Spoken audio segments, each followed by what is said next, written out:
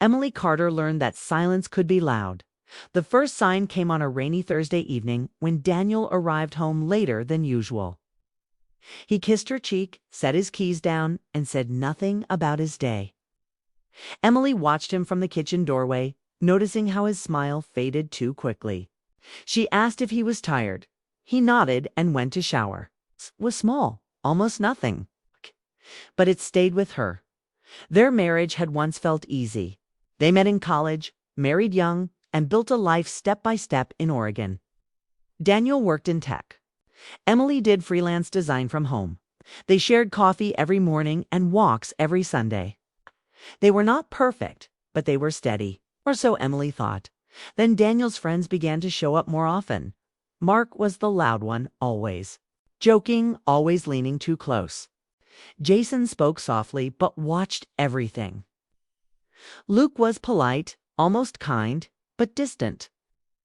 They had been part of Daniel's life long before Emily arrived, and she respected that. She tried to be warm to fit in. She believed marriage meant accepting the whole world your partner came from. At first, their visits felt normal. Game nights, drinks, long talks that went late. Emily cooked, cleaned, laughed when expected. She wanted Daniel to be happy. But slowly, the tone shifted. Mark started making comments that felt too personal. He praised Emily's patience in a way that sounded like pity. Jason asked questions about her work, then brushed it off like it was a hobby. Luke would stare at her for a second too long, then look away as if embarrassed. Emily told herself not to read into it one night. While Daniel stepped outside to take a call, Mark leaned back in his chair and said, "Marriage changes people." Huh. His eyes were on Emily. She smiled politely and said, "People grow." Jason laughed, but it sounded forced. Luke said nothing. Daniel came back and the moment passed. But Emily felt something break open inside her. A sense that she was being talked about, measured, judged, not as a person, but as an idea. Someone in the way. Over the next few weeks, Daniel became distracted. He checked his phone more often. He laughed at messages he didn't share. Emily asked. He said it was work or group chats with the guys. She believed him because trust was easier than fear. The friends kept coming.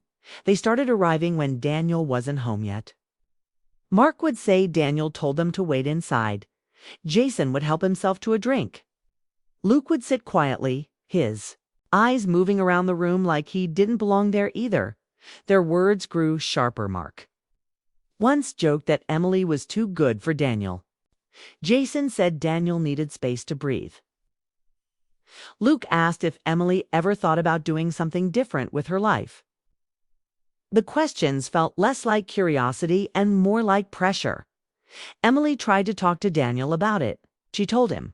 His friends made her uncomfortable. He sighed, rubbed his face, and said she was overthinking. They were just joking. They meant nothing by it. She nodded, but the hurt stayed.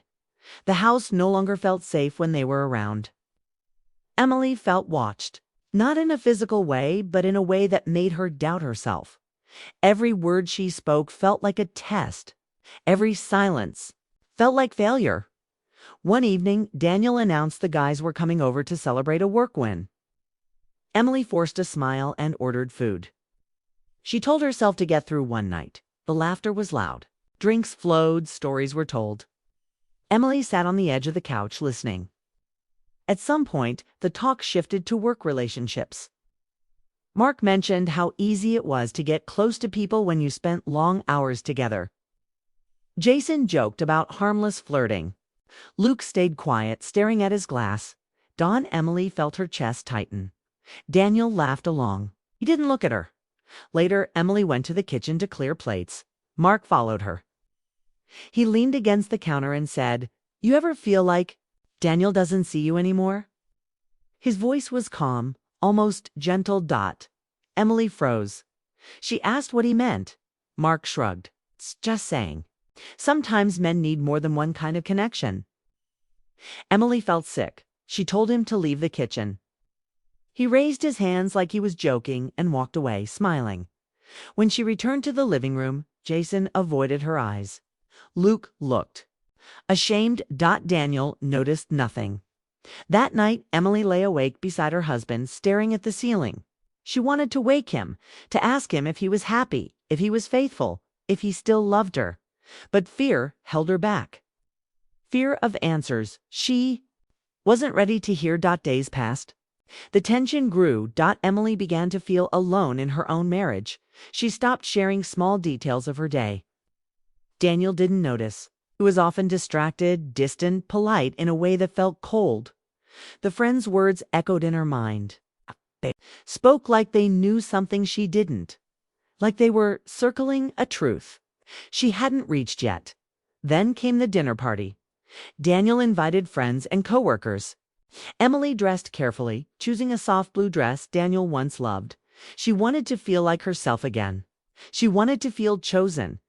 During the night, Emily noticed Daniel speaking closely with a woman from his office. Nothing obvious, just a closeness that felt new. His smile was brighter. His body leaned toward her.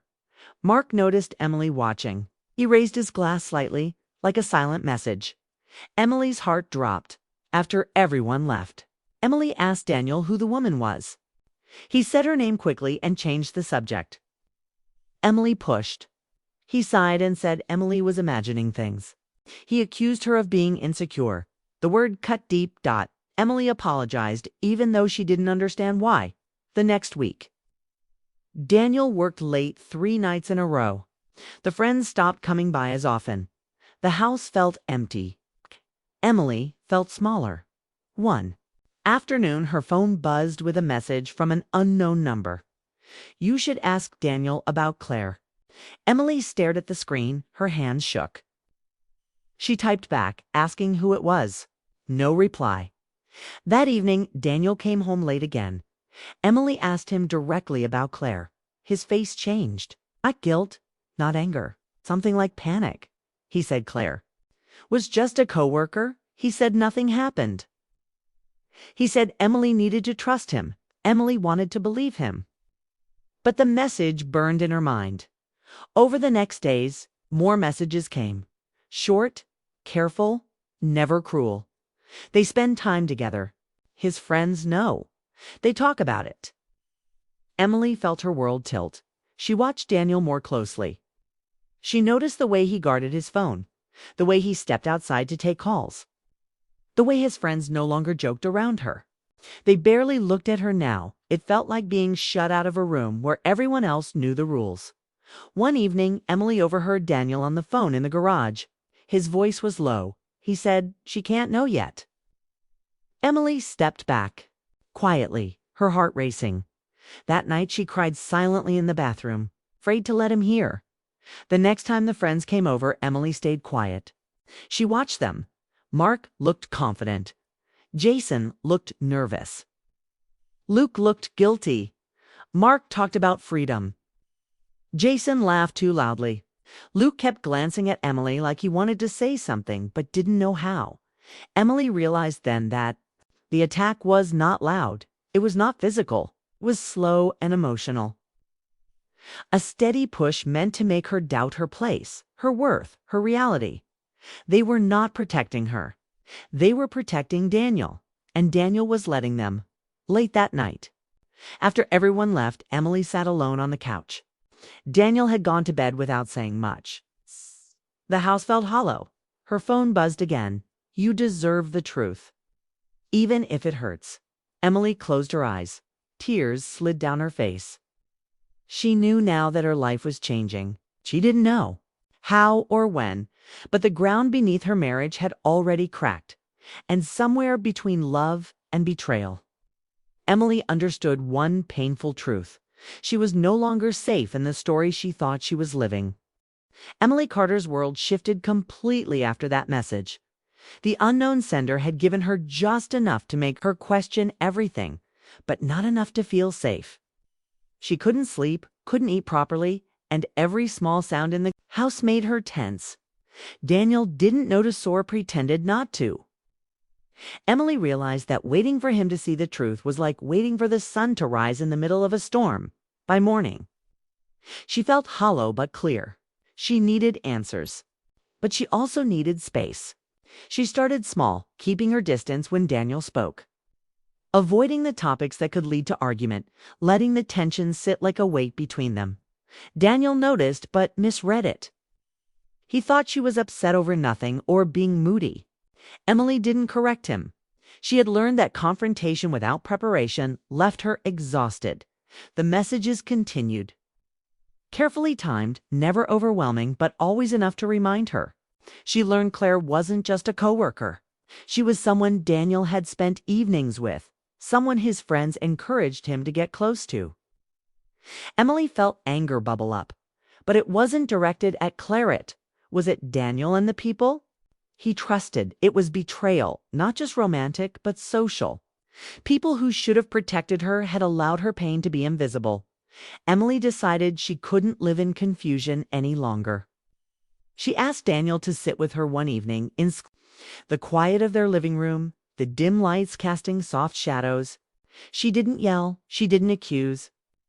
She told him calmly, "I know there's something happening, Daniel. I felt it for months." Daniel looked shocked at first, then defensive, then guilty. He said he didn't mean to hurt her, said he was confused, caught between loyalty to his friends and his marriage.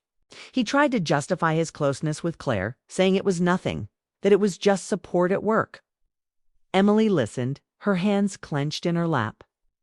She wanted to scream, to shake him, to make him see the truth. But she stayed quiet, feeling the emotional weight pressing down. The friends, she realized, had played a part in every misstep. They had made her feel small, questioned her, whispered doubts to Daniel. Emily felt the sting of being doubly betrayed, once by her husband, and once by the people he trusted. She thought about Mark laughing at her silent confusion, Jason's smirk when she spoke politely but was ignored, Luke's quiet judgment. Each memory made her feel that her life had been subtly invaded. Daniel tried to hold her hand. She didn't stop him, but she didn't return the gesture either. The distance between them had grown, and no apology could erase months of careful erosion.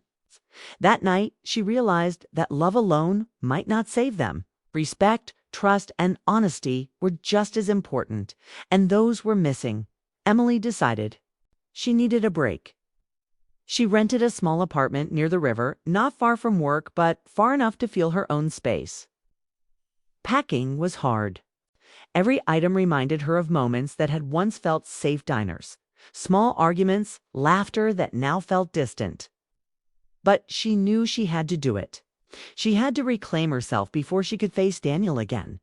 Moving out was quieter than she expected. Daniel didn't protest much, only sent a few texts asking if she was okay, if she was angry. Emily read them, didn't respond immediately, and let herself breathe. The apartment was small, but it felt like freedom. At night, she opened the window and let the river air wash over her, letting it remind her that she could still feel, still think, still decide. Days turned into weeks. Emily walked in the evenings, letting the city lights and the river calm her mind. She noticed how small kindnesses mattered. The neighbor who smiled when she passed, the barista who remembered her name, the sound of her own steps on the sidewalk. She was learning to live in her own skin again, not someone else's expectations. Daniel tried to reach her, calls, texts, even visits near her new apartment. He apologized, slowly, sometimes awkwardly. He admitted he had been wrong, that he had let his friends influence him, that he hadn't understood what he was losing until she left. Emily listened, sometimes replying, sometimes staying silent. She didn't know if reconciliation was possible. But she knew she had to protect her heart first. Her friends checked on her sometimes, discreetly offering support without judgment. They reminded her she wasn't alone, even when she felt invisible. In her marriage, Emily realized that support could come from unexpected places and strength could be rebuilt quietly, piece by piece. One evening, as snow lightly covered the streets, Emily saw Daniel across the street. He paused, unsure whether to approach. The river reflected the soft glow of street lamps, and she felt the past brush against her like a faint wind. But she didn't run. She didn't call. She simply watched, calm but firm. The choice was hers now. Emily had learned that love was not only about passion or closeness. It was about respect, honesty, and emotional safety. Those were missing. Leaving was not failure, was self-preservation. She realized that some people would never protect you as they should, and that sometimes stepping away was the bravest act of love. Love for herself. Daniel remained on the other side of the street, a figure of regret and longing. Emily turned and walked toward the river, her steps sure and steady. The cold air brushed her cheeks, but it was invigorating, not harsh. She felt her heartbeat align with her own rhythm again, not dictated by fear or doubt. And in that quiet moment, Emily understood that endings were not always bitter.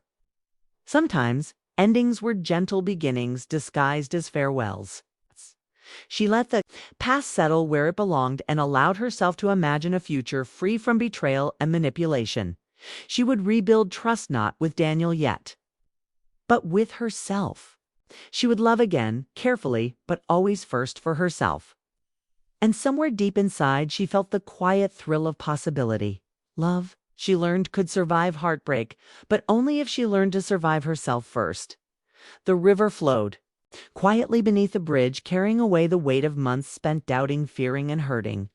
Emily stepped closer to its edge, watching the reflection of lights ripple with the current, and for the first time in a long while, she felt the air around her as a promise. Life continues, and she would continue to. She didn't know what tomorrow would bring or if Daniel would find a way back, but she knew one thing. She would never again let anyone's choices decide her worth. And in that knowledge, Emily found peace. The future was hers too, right? One careful step at a time.